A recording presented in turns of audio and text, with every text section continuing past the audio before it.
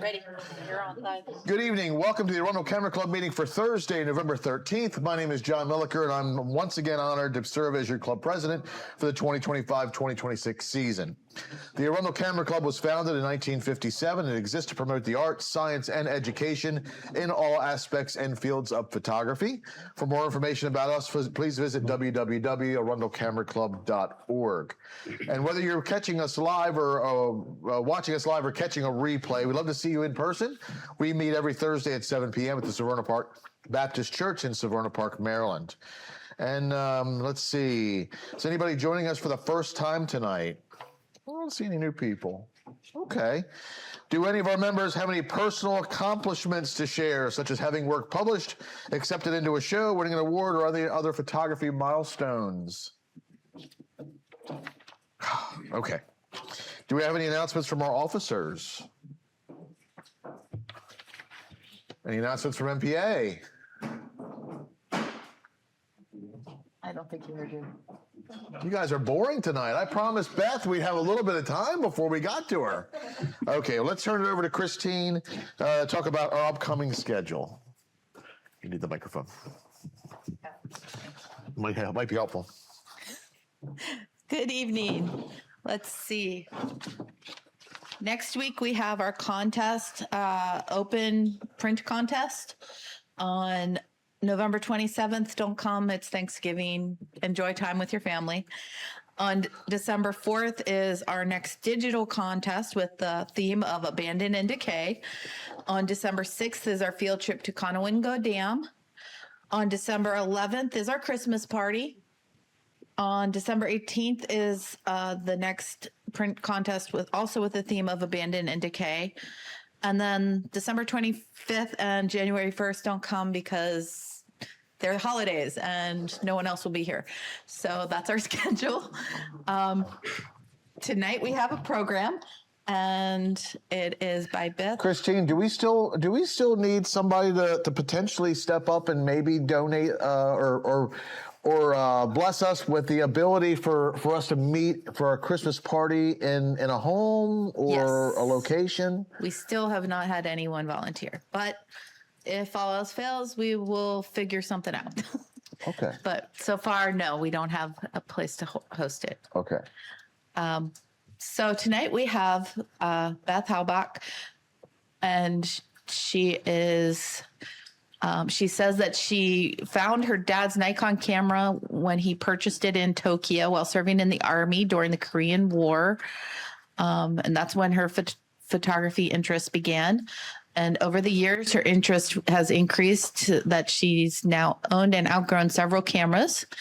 And she honed her skills photographing soccer and lacrosse and hockey. And she also likes to shoot landscapes and wildlife and capturing street scenes, architectural vintage pieces, and mural arts. And so I want to invite Beth to say hello and do her program on shooting with abandon. Good evening, everybody. I'm going to share my screen and I'll get this started.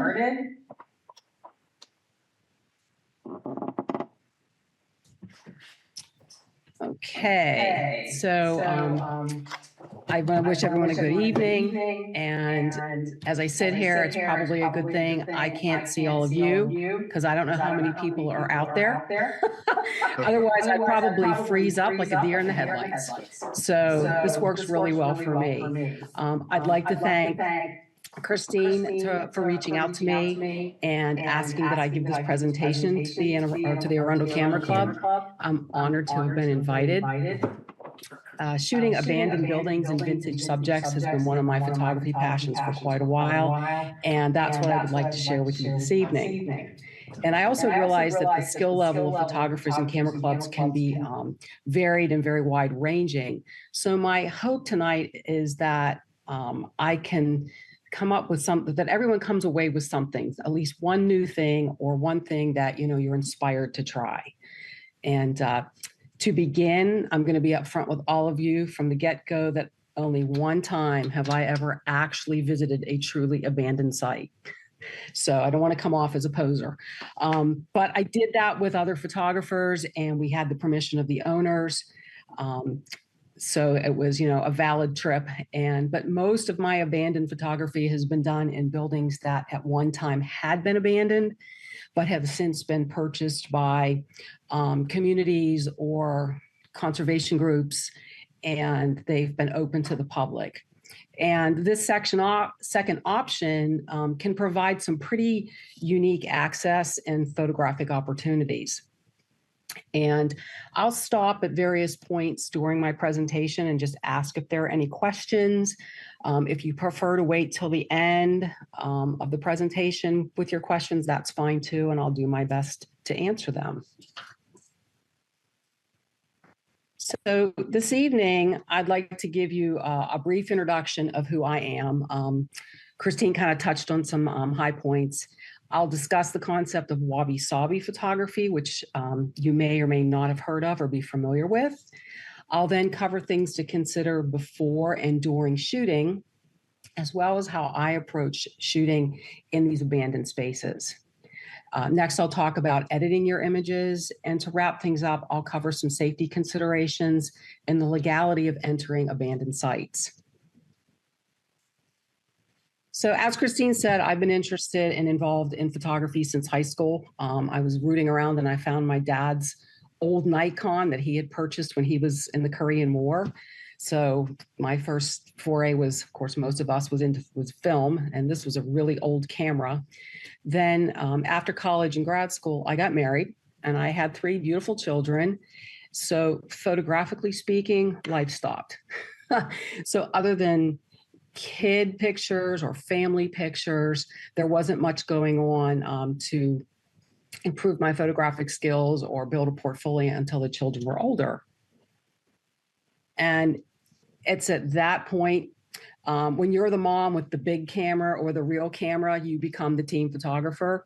And I was that for a number of sports for several years, but mostly it was soccer and ice hockey because I had 2 that played at the travel level. And so we did a lot of games. Then in the fall of 2017, Marie Jobar, who is the owner of Capitol Photography Center, asked if I might be interested in joining CPC and helping her mostly behind the scenes with website, posting classes, doing a lot of admin stuff. And I thought, sure, that'd be great because I figured it would give me access to classes and different things.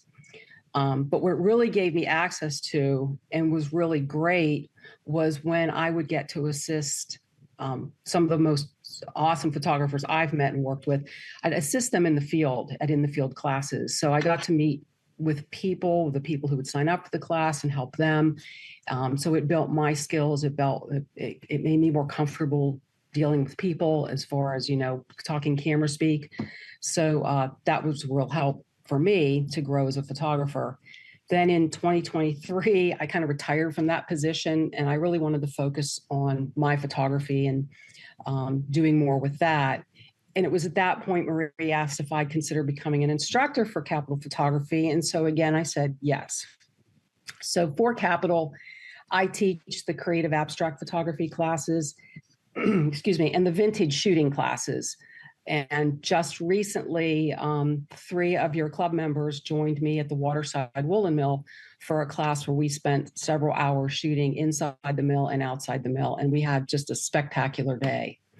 So while I do truly enjoy shooting pretty much any subject matter, I just can be lost for hours if I'm creating or shooting abstracts or whenever I get an opportunity to visit an old building so I can kind of capture the essence and the history of the story of the old space. So that's pretty much me. And so that leads me to why photograph vintage items or old decrepit buildings. And for me, and my guess would be for most photographers who do this kind of photography and capture abandoned structures, there is the underlying mysteriousness of the place. Like who was here, who lived here, who worked here, where did they go, and why did they go? And if these walls could talk, what kind of stories would they tell? And the other aspect is if you are entering a building where the legality of photographing those spaces is unclear, it can be a major adrenaline rush to just get the shot, get in and get out. That's never been the case for me. I'm more about the mystery.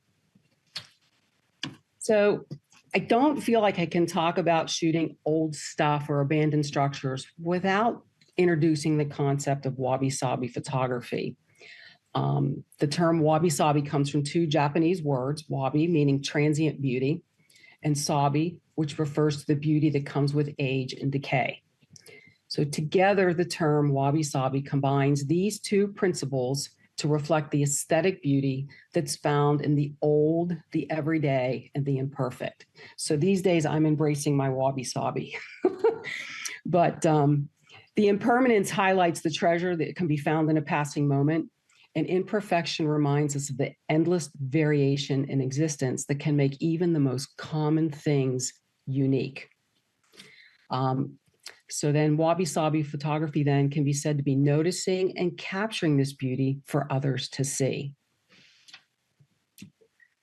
Now, one interpretation of wabi-sabi is seeing beauty in common things, beauty that's often overlooked because it's not where you expect to see it. So in this case, you need to see beauty in more abstract ways. You need to see it in the shapes, tones, colors, patterns, and textures. I had photographed a basket of old baseballs. And it wasn't until I got home and I put them on my screen and I zoomed in and I was like, these are really cool. There's a lot of scuffing. There's the grittiness. They're pretty in an interesting way. There's a lot of, the shape and the roundness of the balls and the pattern and the uniformity of the stitches. And then as regards texture, you need to bear in mind that it's often emphasized by a strong directional light. So if you're trying to emphasize the structure, you might need, or texture, you may need to move around your subject to really highlight it. That directional light creates harsh shadows, which will really emphasize and bring attention to the variations in the texture of your subject. And the texture will often create greater contrast and depth in an image. So I've got some images to share with you to kind of, illustrate what I'm talking about. And like this sweet little garden bunny definitely has some wabi-sabi going on. So, and first is the obvious decay. He's an iron bunny. So he's decaying due to the weather. So he's rusting. And then there's the texture of the rust. And this poor little guy's got all these little spots on him. He sort of looks like he has a case of the measles. And then here's another example of texture. And you've got all the cracking, which is suggesting decay. And then this leaf, which is at the end of its life. So it's showing the beginning of the end with some of the spotting that you see in the beautiful warm brown tones. And then you can appreciate that there's the repetitive pattern of the veining in the leaf as well. And the pitting in this old piece is showing signs of age as well. But this also, you've got great texture with the peeling paint behind her.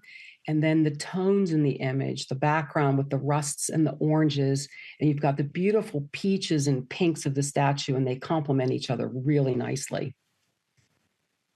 A couple more examples. We have on the left, you've got the texture and tones in the stone, all the different shades of brown, the different textures of the stone, and then all those textures and colors in the door, the peeling paint. And the image on the right is just got great texture and color, and it's just layers and layers of peeling paint. So a second interpretation of wabi-sabi is seeing beauty in decaying or decrepit things. So it's not just seeing beauty in everyday common things, but now you're looking for it in things that are truly decaying. And this you can kind of find in a couple of ways. And one of them are like what I consider larger scenes or complete subjects. So these would be buildings, vehicles that you see out in a field, things like that are like whole subjects, and you can stand back. And again, you're going to be looking for the rust stains, the peeling paint, patterns, colors, and all of that's there. So in this particular scene, it's kind of showing the death or the after the death of this hotel, because you've got the boarded up windows. the fact that the grass is all brown, there are no leaves on the trees, and then, the cherry on top are the mattresses in all various states of destruction, just kind of thrown all around this place. And then in this one, you've got the peeling paint, which is going to provide great texture, and the emptiness of this once grand space kind of hints of bygone days. And here's another example of wonderful color and texture of these old vehicles. They're just left in a field to rot and are slowly being taken over by nature. And while it's easy to see, the overall decline on a grand scale when you're looking at a whole subject, sometimes it's nice to go in and look at the tight and detail shots, because you can get a more intimate story or a closer look of the overall thing. And again, it's patterns, textures, colors that you're looking for. And the peeling paint in this image is so cool, because when I look at it, the way it's peeling back, it almost looks like it's just opening up to reveal all this beautiful rust that's underneath. And you've got gorgeous patterns, repeated patterns in your rust here. There's wonderful texture, and there's beautiful texture on the underside of the paint and as the paint's peeling back. So you can see in this case too, how this harsh light is really accentuating the texture. And then in this close-up, again, it's texture. A lot of time it's all about the texture, but this has got some good color too, with the reds, which are always a good thing. It's got some fun shapes with this cross-like shape that's within this circle. But then this image, once you get beyond looking at, what's right up in your face, now you look through that cross and you're looking down this long hallway. And this makes you think, what's down there? Like, what was this building used for? What's the light at the end of the tunnel, and where is it leading? So you start to ask questions by looking at, just a smaller portion of a larger building. And then here we can appreciate in this small scene, life and nature that are overtaking a man-made machine that has obviously reached the end of its serviceable life. And I just think this is such a neat juxtaposition of life and death, of new growth versus old. And again, here you've got, just really great textures and colors, not just in the leaves, but in all that rust and the paint color as well. So a third less popular interpretation of wabi-sabi is adding imperfections, such as light leaks or noise. All this you would do in post-processing. You can add imperfections to add beauty to the image or to make it more realistic. And often an imperfect image is more pleasing to the eye than a technically perfect one. So for example, this was actually a really red, it was very red, this dashboard, and it converted to black and white. But then I just took these images into Topaz and added a look. I don't know if you're lucky enough to have Topaz Studio 2 and you enjoy using that, you're blessed, because you can't get it anymore. And then the Analog Effects Pro, I just added some light leaks, some scratches. I added photo plate. I just kept adding layers just to kind of, give it a different feel, add more of a vintage feel than from the original black and white. So do we have any questions to this point? No one is raising their hand. Okay. Then I will continue. So when you're shooting in abandoned or old buildings, you need to consider the following. First is your lighting. Photography is all about the light. Which lenses would be best? Do I need my tripod? We all hate our tripods, love, hate. And then how will I capture the mood of the space? So lighting will be a challenge, as there's rarely electricity to provide illumination in these places. Often you're going to need a flashlight or a headlamp just to get around. But then once you're set up, you can take that flashlight and do some light painting. So that always adds an element of fun to these places. If you're shooting in the day or on a moonlit evening, you're going to have really deep shadows and bright, perhaps overly bright windows if the sun or the moon is out. So in these places, with that kind of light, it's difficult, if not impossible, to balance the light to get an overall well-lit image in a single shot.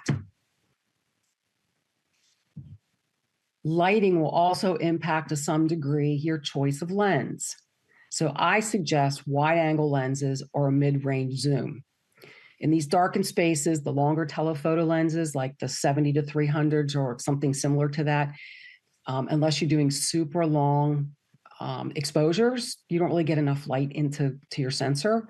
But more importantly than that, and it's been my experience, is that you're just not far enough away from your subject, especially when you're shooting interiors, to justify using a long lens. Even the 24 to 120 is kind of the max I've actually used. And a lot of these spaces, it tends to be wide angle shooting. And then, do I need a tripod? Absolutely. The low light in these buildings will cause you to want to or need to bracket your shots. And as well as most of the photography you will do in the buildings will be long exposure. So you need to have it, firmly attached to your tripod, and it's an absolute must. And because of the dark shadows and the bright windows, you're going to need to take multiple shots to capture the information and the detail in the shadows and in the highlights. And that's what's referred to as bracketing your shots, because you're going to need to take a shot. Where did you go? That will allow you to capture the detail in your windows. And you can see there's no detail in here, but you've got some nice detail here in that sun patch. Your next shot, you're going to want to increase your exposure a little bit so that you are now gaining back some of the details that were previously lost, but you're now losing detail in your sun patch and the windows starting to blow out. And when you finally get a shot that's fairly well exposed, you've now lost all the detail in the sun patch and this window is completely blown out. So you're going to need to have your camera on a tripod, which goes back to why you have to have that tripod. So there's no movement between captures, because you can use these bracketed shots later to combine them into a single HDR image. And when I talk about editing, I'll touch on that again. So decaying buildings exude a grim and dark vibe, and you want to try to tell the story of the space. And there are some really interesting ways you can do that. One of them is to use some unusual perspectives. You can shoot upward to exaggerate the size of a room or a building. You can shoot at angles which will stress a sense of distortion. So in these examples, excuse me, on the left-hand side, I shot through this opening down this long walkway, but I included the lock in that image because there's something on the other side of this locked door that shouldn't be left out. At least that was the impression I got. And then on the right side, the camera was cocked at a really strange angle before the shot was taken because I wanted to give a sense of unbalance. And we were in a lunatic asylum, so this was kind of perfect because it's going to be an unbalanced place. Then sometimes you may want to get close and shoot along the subject because this gives a feeling that this thing just goes on forever. It's just a row of spindles and the machine was probably, I don't know, 10 feet long, but you can get the feeling that it just goes. You can get low. You include a lot of foreground, and this will give a feeling or a sense of a large, intimidating space.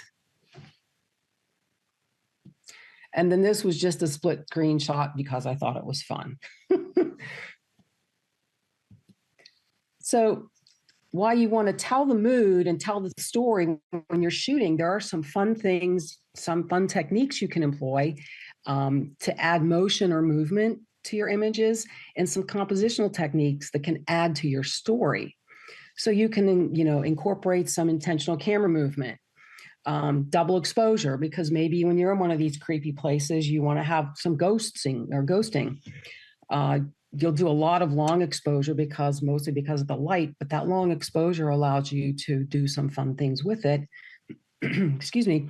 And it could be, if you've ever done the zoom technique, well, while you've got a long exposure, you zoom your lens in or out, and it can add a really interesting dimension to your photo. And as far as this image here, this was taken at Eastern State Penitentiary, and it's just a creepy place. So I'm kind of not sure I want to even think about the story. So for these two images are examples of compositional techniques you could employ. You want to frame the scene completely in your camera, capture the larger scene if all the elements contribute to the story, or go in tight for a more intimate story. So for the image on the left, I purposefully shot down this long hallway because I wanted to take advantage of all the shadows and the light. But I also positioned myself so that I could catch this creepy picture of whatever they were doing to this poor guy. And without that picture in the frame, you wouldn't know what this building was. It wouldn't have any meaning, and you certainly wouldn't have a clue to what kind of activities went on in that place. In the image on the right, I moved in close to take a tight shot of the prison cell, and I basically just filled the frame with the cell. I wanted the viewer to get a sense for how tight and cramped these spaces were, because these held two guys. And if I had backed up and included the cell door, I mean, then you'd get the feeling of the whole cell, but I know I would have lost that feeling of how small these cells were. And then, like I said, you'll do a lot of long exposure photography in these darker spaces. And this is a shot at from a greenhouse that was on the asylum property. And it was just cool because the outside lights of the property gave this really nice warm glow. And there was a lot of broken glass, a lot of the panes in the roof were broken out. So you could, shoot up through, you can see the stars, and it was just kind of a neat place. But I was working with a fellow, and because it's a long exposure shot, I asked him to move around just kind of slowly in a little space because I wanted to capture him in a ghostly way.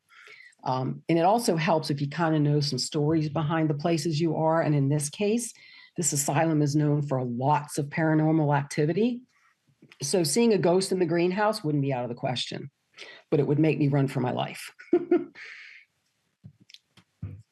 And then you can use ICM to create a sense of motion. So the machine on the left is just boring. I mean, it was a machine that they used at the woolen mill, and I forget what they did with it exactly, but okay, it's a machine. But using long exposure and actually zooming my lens, now the image has got some life.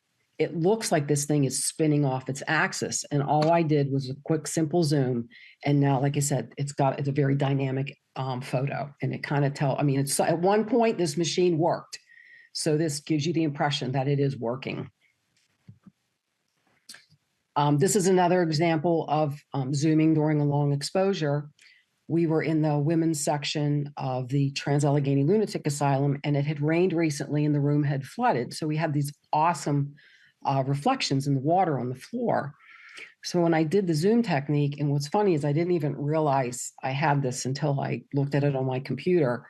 I love the way this particular window, for whatever reason, didn't zoom straight out. It zoomed like around the corner. And when I look at that, I just get the feeling that somebody was like, spirit, whatever, was anxious to get out of that room, and he just zoomed past.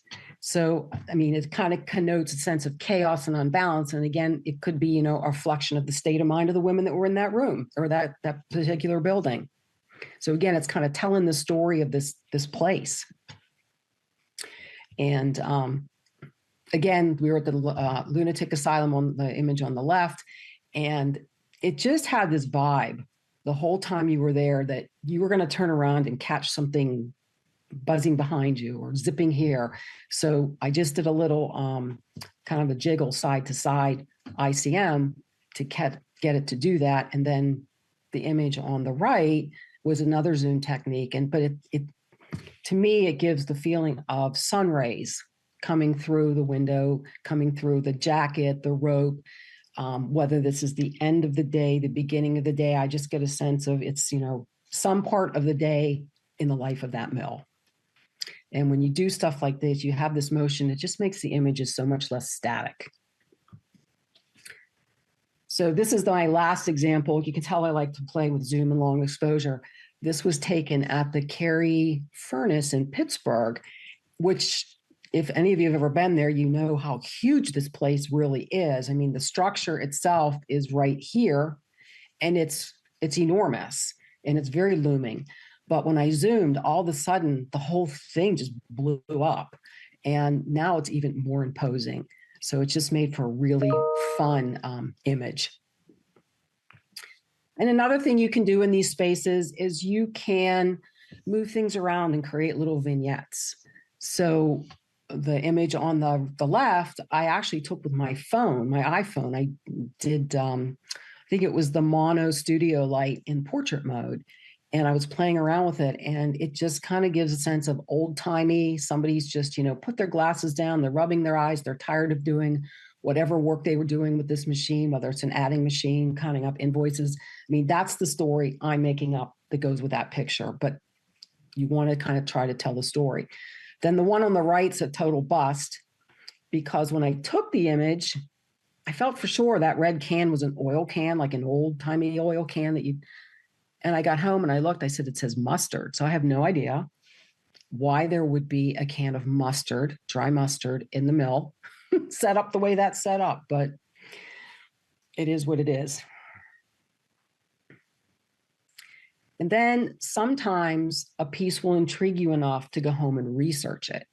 So I'm revisiting this image because she does have a history and a story, which I learned after I got home. I had found her at the Luckett's Old store, which is kind of it's an old store, but they have current and up-to-date like home decor, but they have a whole area outside where like antique dealers will come in and they'll have their stuff that they sell. So you can find any sorts of things. I fell in love with her. Unfortunately did not buy her, but I love her face. The way she's looking, she's just so wistful and resigned, and it's sweet. But when I got home for grins, I Googled majorette figurine, and popped a picture that looked exactly like her. So she's in a category, you're going to get a little history here, a little Americana. She's in a category what's known as carnival chalkware, and carnivals of the past, specifically carnivals that took place between like 1910 and 1940, offered up these colorful, albeit tacky, awards for winning midway games. And it's carnival chalkware is an American term for figurines that they were mostly made out of plaster of Paris. Sometimes they were made out of gypsum and then just painted bright colors using oil and watercolors. And really to this day, I regret that I didn't buy her because she's just pretty cool. Do we have any questions yet? Yes, give me a moment. Okay.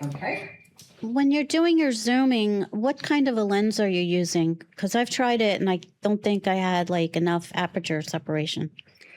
So you're asking what kind of lens I used? Yes. Okay. Usually, well, my guess is I used the 24 to 120 because that would be the zoom I had with me. And sometimes what I've found, or what I was taught, is if you can do a nice long exposure, maybe 2-3 seconds, count. If it's like a 2 or 3 second exposure, count maybe in 1/1000 and then start to slowly zoom. It kind of like sets that image. And then when you zoom, you will get, you'll see the image, but then you'll see it kind of coming at you or going towards you. You do have to play with it. It's a technique that you kind of have to fiddle with to get it down. So did that help your question? Yes. Any other questions? Was that a yes? She said that answered her, and I have no other questions right now. Okay, great. Thank you. So I'm going to share with you how I approach shooting these spaces.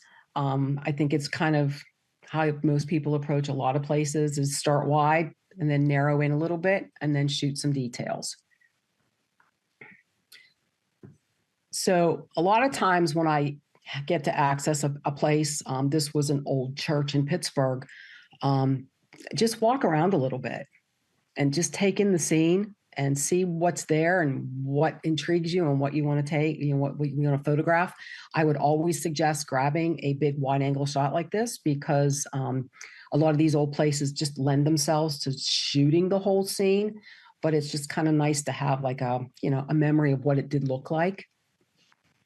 And then you can start to narrow in, because you don't need this tells you where you were right here, just because you don't need the whole scene. You don't need to see the whole church to know this is a church. If you, grab some or focus on some symmetry, the color, the textures, and then a key element that'll tell you the story of the space. And in this case, the cross tells you all you need to know. And then we started to go in and do some more detail shots, and, an old bench with a Bible open. It's a peaceful, serene scene, and it's perfect for a church.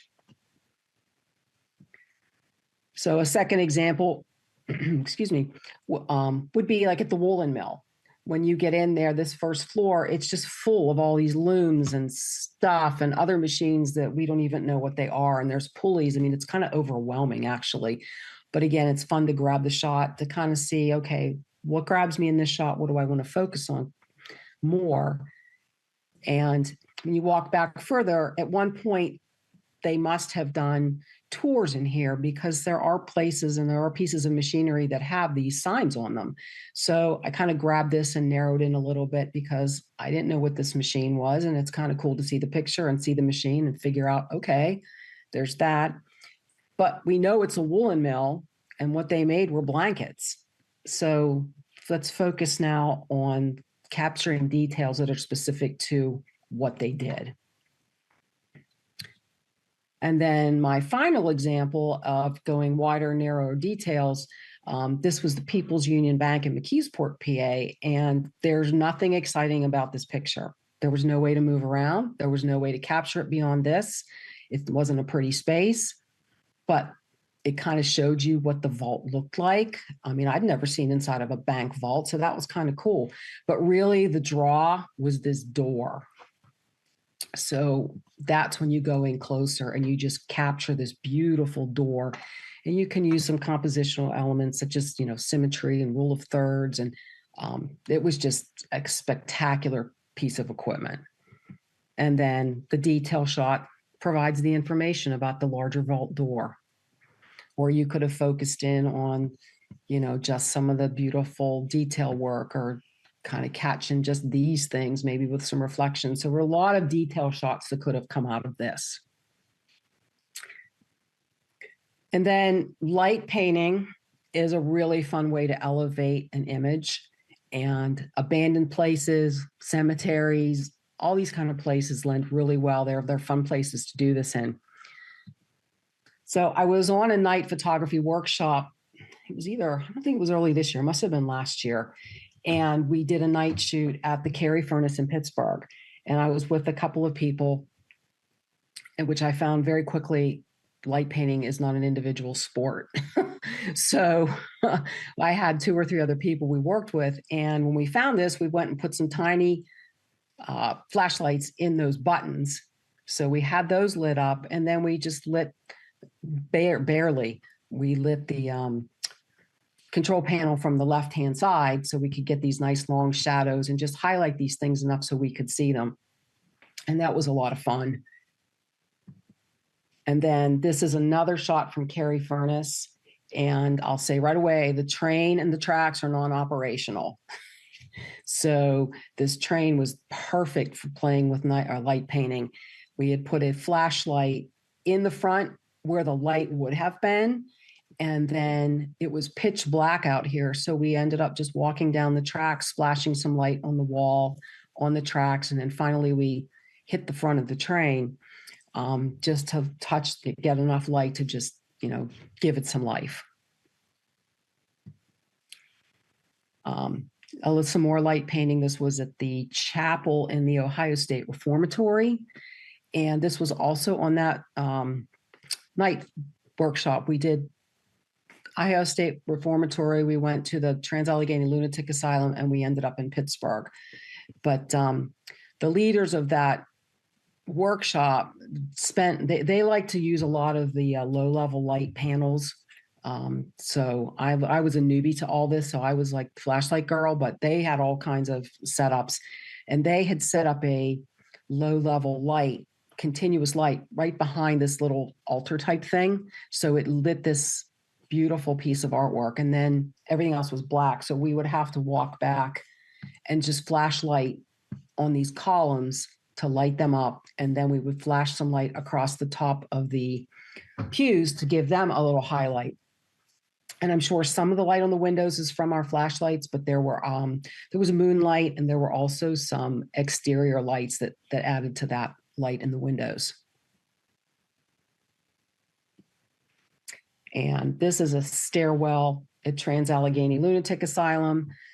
Again, I set the camera at an odd angle. I did a lot of odd angles in this place because it was off. There was something, it was just an odd place to be. It was weird. They had set up a continuous light right here in this. There's a recess here to kind of light the stairwell here, but then they were light painting all around here. And it was really interesting to see how that all worked out. But I can tell you, and it may not be something you can see there, there's a little bit of a hand here, and there's a little bit of a face here, which kind of adds to the creepiness of this place. But it was really just our light painter didn't move fast enough to disappear during the long exposure. And then my last example of light painting, this is again at Carey Furnace. There's a huge wall on the back side of the property. It's many, many feet long, and it's got all these murals on it. And this was one that I really love because it captures, what Carey Furnace is. There's a big, I don't know what they call it. It looks like a spaceship on the inside, but it has something to do with pouring the iron. And it has a name, I don't remember it. But there's also these deer are important there because when Carey had shut down, some people had broken in there and they used found pieces of wire and all kinds of, and they built this enormous wire deer head. It's huge. And now it's been mounted up on one of the buildings. So that's what the point is behind the deer. But this was just lit with a flashlight, super simple, just flash some light across it. I should say super simple, probably took 100 shots to get this one. But I like that the tree is backlit or is silhouetted and there are some stars in the sky. But if you get a chance to go and do any of these buildings, grab a flashlight because it's fun. You can even do a little light painting in the day if you have an overcast day, just to kind of highlight whatever it is your subject is. Okay, any questions to that point? No questions. Okay. So I'll touch on some editing. You have a lot of options when it comes to editing. You've got the HDR, which I'll explain. Do you prefer color or black and white, and why maybe black and white would be a better choice? Selective color. I know that's not everyone's cup of tea, and a lot of photographers kind of poo-poo it, but I think it makes for some really fun and interesting images occasionally. And then you can let your imagination run wild and add imperfections or create mood. And you can do that in post-processing. So HDR or high dynamic range photography is, those are the kind of images you're going to really see from most of these abandoned buildings. Because like I'd said, you can't, like where our eye can walk in and see the dark shadows and what's there and see the brights and adjust and see a whole picture, the cameras can't. So you need to take multiple images and then combine them. And the purpose behind the HDR photography is to end up with a well-exposed, realistic image. But if you overprocess, you can get an image that's very surreal feeling or otherworldly. Although I know there are some photographers for whom that's their style. So as I had mentioned, bracketed shots earlier in the presentation, you're going to take these 3 shots or 5 or 6 or however many, and you're going to combine them into a single HDR image. And you'll do that in Photoshop or Lightroom, or you may have another HDR software that you prefer. But when you take these images and put them all together, you should end up with a well-exposed image. You can see out the window, you can see detail, you can still see the sun patch here. I have no idea what this blue is. They were teasing me that it was a specter. But anyhow, overall, this image is well exposed and realistic. These 6 images I took recently at the woolen mill, and I combined these 6 into an HDR image. But what I ended up with was something that was really dark. And I think it's because I had too many stops between some of my images. I had too many dark images. But I thought, let me see where I can go with this and where I can end up with. So I did some further editing and I got this image. Now my windows are good. I can see out the windows. We did have a blue sky day. There are no super deep black shadows with loss of detail, and there are no blown out highlights. And then I further cropped it. So that's my final image from that. But if you were standing in the mill looking at the scene, you would say, that's what I'm seeing. It's not out there. It's not overprocessed. But this is an example of what I would consider a cartoonish HDR image. It's gritty, the color's super saturated. It's almost crunchy, like the grass looks crunchy. I can't say that I don't like it. It's just not a realistic shot of what those trucks look like in that field. And then, while color in your images can be super, you might need to think sometimes, how might the image change or become stronger if I convert it to black and white? Black and white can increase the vintage feel. It can accentuate textures. And by removing the distraction of color, the viewer's eye may appreciate the image more, may spend more time searching it. Case in point, when I shot this, I was in love with that red roof. But at the time I was taking a class and the instructor for the course thought differently. He found it very garish and distracting. So he suggested converting it to black and white, which had never been in consideration because I was truly enamored with that red. So I converted it to black and white, and the distraction of color is now eliminated. So now you can really, I think it is a stronger image because you can take in all the lines and the decay in the image. As another example, we were doing some light painting at the Ohio State Reformatory, and all is well until you look at your picture and you realize these stupid exit signs were throwing red light everywhere. This is a pretty bright, it wasn't that bright in this place, but it was pretty bright when I took the image. So there's no way to get rid of this. It was just, we were all bemoaning the fact that these red lights were everywhere. So converted to black and white. It decreased the exposure a little bit in some of the red areas, and the shot was saved. And I think it's actually a stronger shot. And then selective color. It's pretty easy to do. You can just decrease the saturation of every color in like Lightroom, use the sliders, except the color you want to accentuate. Now, you will have to be careful because a lot of times these colors, the blue might have purple, or it may have magenta, or it might have red. So this blue can may have not actually been that color blue, but I'm fine with it the color blue it is. And now that can is the focus of my shot and not all the other colors and the stuff that was outside. And then again, you can add mood. You can use your imagination. You can use Photoshop. You can use Topaz and any other software you might have to add textures or other fun post-processing edits. I really enjoy playing around with my editing a lot. So this pretty little doll was in the children's playroom at the Trans-Allegheny Lunatic Asylum. And even in the day, knowing what that place was, it was creepy. But at night, I just let my imagination run wild. And I thought, what might she become when the sun goes down?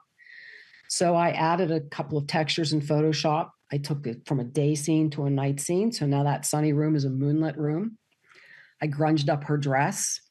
And for, extra creepiness, I painted her eye, the whites of her eyes red.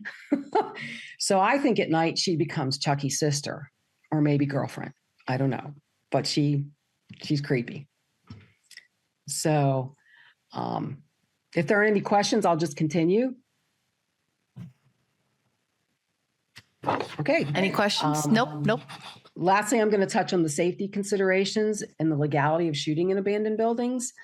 First and foremost, you just have to use common sense, regardless whether you're in a building that you've paid to be in or one that you've found and you've gone in or have permission to go into. Use common sense. You have to be super careful in dimly lit and dilapidating buildings. A lot of these buildings are really dark, so you've got that added. Just the darkness beyond being dim. I would suggest you definitely wear long pants and wear close fitting clothing. That way you won't snag on anything. There's a lot of junk in a lot of these places. If dust or pollen or anything like that really irritates you, I would suggest a mask. And I would suggest that even a place such as like the lunatic asylum, or if you went to the Ohio State Reformatory, these places are dirty. They're dusty. But if you went into a place that you saw alongside of the road, there could be worse. There could be pollen, there could be animal feces, there could be any kinds of things. So you might want to be careful with that. I would definitely suggest bug spray. We even used that we didn't this time, but we have used it up at the woolen mill just because ticks are so bad in this area. And then if you happen to be in a building that, is off the beaten path, you have to pay attention for wildlife, because anything that's come down and made a heap or whatever, they could easily have burrowed into. So you need to be sort of careful of that. And it's kind of rare, but you might run into a homeless person, depending where that house or that place is in relation to a town or a city. And so you can see in these images, there was lots of junk to trip on. This was a seed washing factory somewhere in southern rural Virginia. And there were just lots of things to trip over. You need to be very careful with any kind of stairwells, just because they can be suspect. And then if you go to a second floor, you might want to test that as well before you come through it. So there's, that kind of stuff. And then I didn't really use my better judgment here, but this particular stairwell, I was coached down it where to stand so that I was able to get down. There was an old gym. This was in the church. This was their basement, and they had an old gym, and there was a lot of interesting stuff down in there. There were some old children's toys and balls, and it was just dilapidated and cool. But again, it was worth it to pick my way down through there, but it was dangerous. And then lastly, I got a couple of things too. That please in no way take this to say that I will condone trespassing, because I would not. Most places are posted no trespassing, but it's okay to photograph the exterior. And technically, from what I've read, you have between 2 and 4 feet off the road before you're trespassing. That just gets you 2 to 4 feet closer to whatever you want to photograph. So just pull out a longer lens. If there's no signage, that doesn't matter, because they're not required to post these places as no trespassing. So you have to determine, is it worth risking arrest or who knows what if you get caught there. But if you happen to find a place that you pass like every day and you're like, that place is just cool, I want to really get in there, there are ways to try to contact the property owner, and that would be the tax records or land transfers, or even see if there are neighbors who might have contact information. And if you're able and lucky enough to contact the property owner, you can offer to sign a release or a waiver to release the owner from responsibility should you get injured, although the owner still may not go for it because they're still fearful of litigation, which is completely understandable. So in that case, it's best to respect the owner's decision, but there are going to be people who don't, and they're willing to risk arrest, or they could get injured, severely injured, or even killed in these places. And then along the lines of shooting in abandoned places is what they call urbexing, or urban exploration. And that's a whole nother level of photographing abandoned structures. It's a lot of like warehouse kind of stuff. And a lot of the people who do this enter by force, and they're, the environments that they're going into are not safe. There is a group out of DC Urban Explorers. That's a meetup group, and they're sporadically active. Although I think the last I saw, they were going up to the woolen mill. So they are still out there.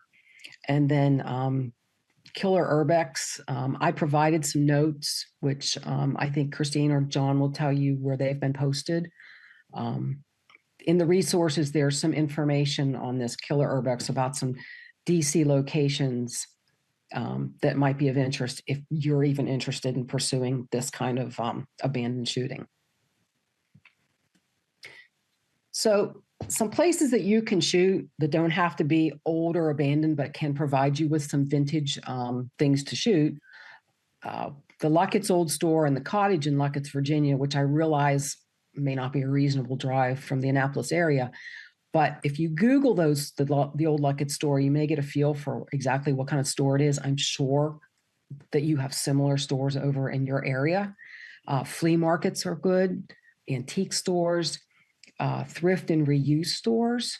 The Community Forklift in Hyattsville and Second Chance in Baltimore they had great stuff. There was a lot of exterior statuary. They have a lot of architectural pieces, big old doors, beautiful old chandeliers. There's all kinds of old stuff in those places that you can shoot just to even practice, catching something smaller and something bigger, or, practice vintage shooting. And one of my favorite places to shoot are cemeteries. I've shot a bunch of different cemeteries in Pittsburgh. They're just gorgeous. They're so old and they just have so many beautiful things to offer. There's beautiful old stones. There's a cemetery near my mother's that I think it's an old Lithuanian. So a lot of the stones are in, whatever language they spoke. But I mean, they're old languages. There's a lot of beautiful monuments. There are family mausoleums that have like beautiful architectural details. This one with the girl sitting there, it was huge. That thing was probably 10 feet tall. That's just one part of it. But they're really great places to shoot. They're super peaceful. You just have to be respectful because they are cemeteries. And then other shooting options that you may want to consider. I've got a list here. They're listed in the notes as well. Some of these places are hit or miss as to when they're open for photography. They all have their own restrictions on what kind of gear you can bring in. Like I know Eastern State Pen won't allow you to bring a tripod in. So that makes it a little tricky. But before you go visit one of these places or any of these places, double check their website and their photography restrictions so you know what you're walking into. As far as the silk mill, I keep getting varying intel on that as far as whether they're there and open for groups or they're not. I had read that the owner had passed away a while ago. So my guess is that it's not really that available anymore. And Pennhurst Asylum, they're doing something at Christmas up there. So they're still functioning, but and they did have a thing on their website about taking photography groups, but I haven't gotten an answer from them on like when that is. And then if you're not familiar with Matthew Christopher, he's a great resource. He has got his, his podcast is He's Abandoned America. And he's really an interesting fellow. And he's gotten into a lot of amazing places. He's a huge proponent of trying to save a lot of these old places. But the really cool thing is that he's gotten into these places before they've been torn down. So, and he does run workshops. So if you check out his blog he's got a great podcast where he talks about different places and the history and the stories behind them. And a lot of them are pretty interesting. But like I said, I know he does run some workshops as well. That's how I had gotten into the bank and that Purple Church. He had run something in Pittsburgh. So and he's a super nice guy. He's super, super helpful. So, and I actually think he's speaking at the Philadelphia Camera Show this weekend. In fact, I know he is. But anyhow, if you're interested, he's definitely worth following or checking out. And then before I take any other questions, like I said, I did provide notes to John and Christine, so I'm sure they'll tell you where they're posted if you're interested in them. And it has links to places that I've mentioned here. Again, I want to thank Christine and John and the Arundel Camera Club for this opportunity to present this to you. And I hope you found it interesting and helpful. And I hope that maybe you're be excited to go out and do some vintage shooting. So if you have any questions. Any questions?